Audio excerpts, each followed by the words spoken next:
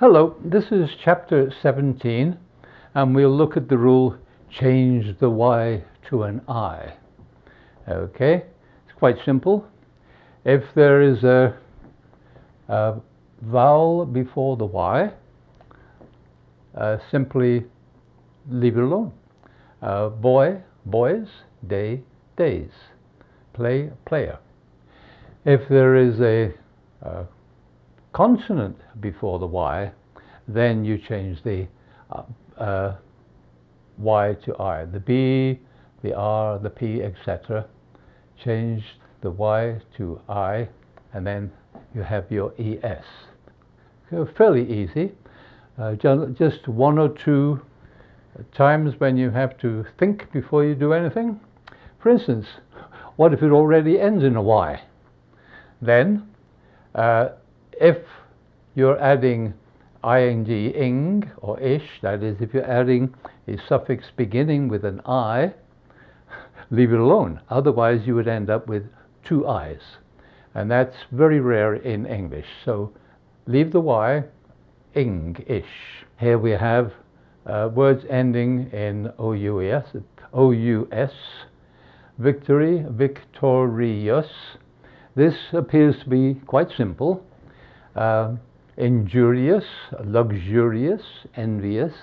But strangely enough, there are quite a number of words in English where change the Y to I has somehow become change the Y to E. And we have words like piteous, plenteous, beauteous, and courteous, plus a few others.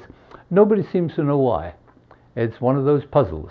Should be an I, but over the years it has become an E. So watch out for the ones that change the Y to E.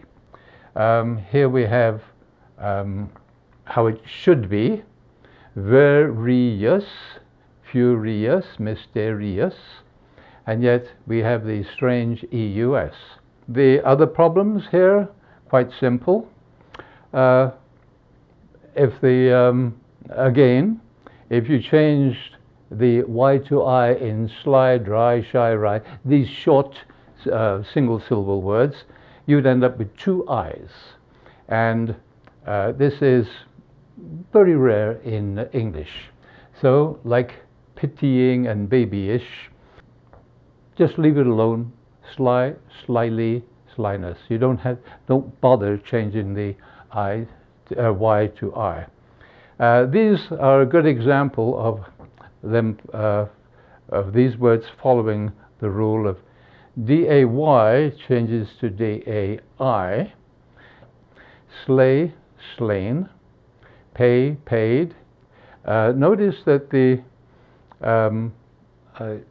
you're changing the Y to I and adding ly, but the Y and the I are very similar. They're serving the same purpose. They're giving the A sound to word. Daily could be Y, but we actually change the Y to an I. Day. Paid, from the word pay. Laid. Over here we have again, if you change the Y to I, then you would end up with two I's, so we leave the Y intact. So looking at it again, change the Y to I is fairly straightforward. Vowel before the Y, leave it alone. Consonant before the Y, change. Watch out that you don't produce two I's in a row. Watch out for these strange words that change the Y to an E. Quite inexplicable. And the rest is fairly straightforward.